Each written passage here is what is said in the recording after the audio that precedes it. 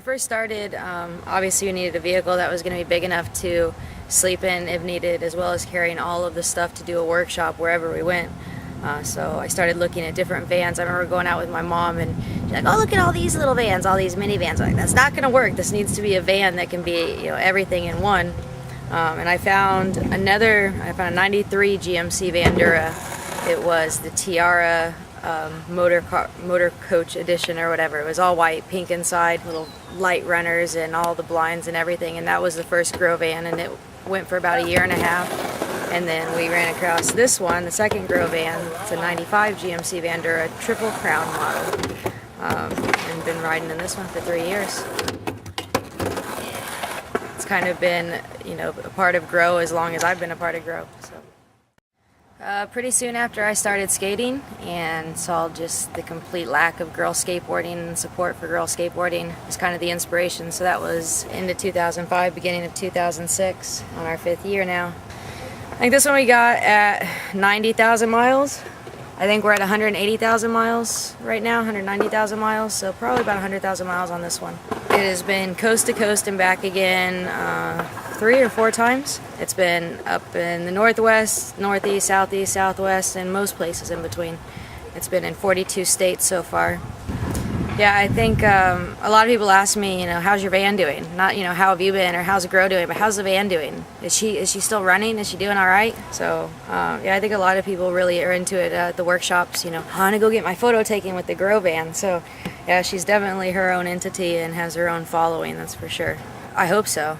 I sure hope so. I've never hoped to be the front of this. You know, this is an organization about the girls that are out there making stuff happen, and you know, just behind the curtains, behind the van. So. It was actually, you know, we were working with Soltech, with Etnies for a long time, and they wanted to get the van wrapped one year, so we kind of did this little collaboration. They selected the photo for it. They were actually going to wrap the whole van white to put that photo on the side, and I said, no. So we just did the partial wrap of the image on the side, since it was like blue sky and, you know, the blue van. And then the logos on the side, we just decided to put, you know, both our logo as well as the other logos. The logos on the windows, those came first. They were up before the rest of the tags went up on the van. But Lauren Perkins was just, you know, a team rider at the time of Eddie's decided to put it on. So, you know, Eddie's threw it down, and we love it. We still have it on to this day, and it's cool. It's cool to see people, you know, you'll people honking at you, or people like just kind of pacing you as you're driving, or start waving at you. Like, oh, why are these people waving at me? I was like, oh, because I have stuff on the side of my van. So it's neat, it's interesting, driving a logoed vehicle. Yeah, I mean, it's everything we need to do an event at any time, as well as, you know, a big enough area to sleep in and kind of live in as needed. It's an RV, but way easier to park, which is why, you know, we've always kept it small. We haven't gone bigger, because you go to New York with an RV and have fun trying to park it. So it's small, it's compact, it, you know, it gets it done. It also gets it done without spending a whole bunch of money on fuel, so, you know, environmentally friendly, I guess. Alright, so the back is kind of full of a lot of giveaway stuff right now, so it's not usually this messy, but this is where everything is stored for the event.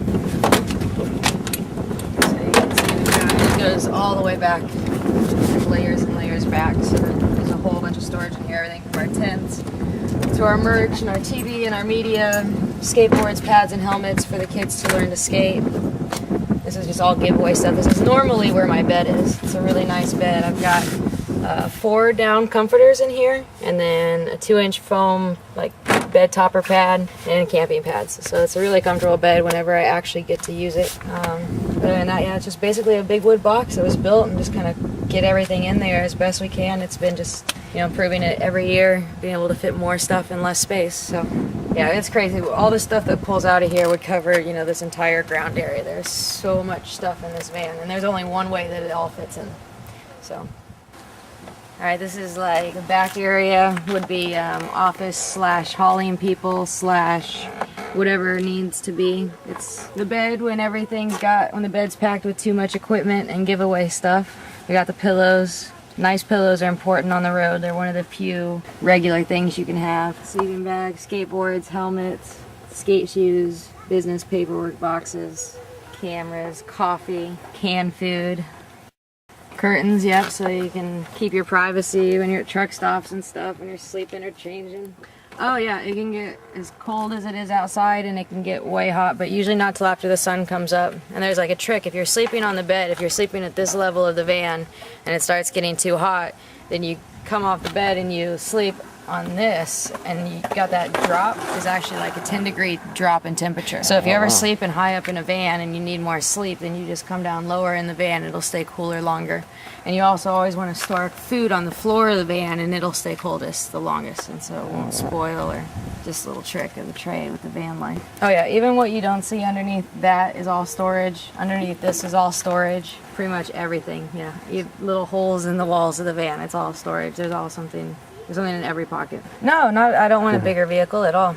We want to get an RV to, hold more people, but other than that, I mean, this van has been perfect. I would not want another van, GMC, Vandura, all the way, and they don't make it anymore, so we're going to try to make this one kick as long as possible. So this is the front of the van. This is the captain's seat right here. It's where I spend lots of my life driving all around the country. It's pretty basic up here. I try to keep it just clean and simple. Some people look in, it's not like, looks like it's full of stuff. My phone is my navigator. I love the Droid, free navigation.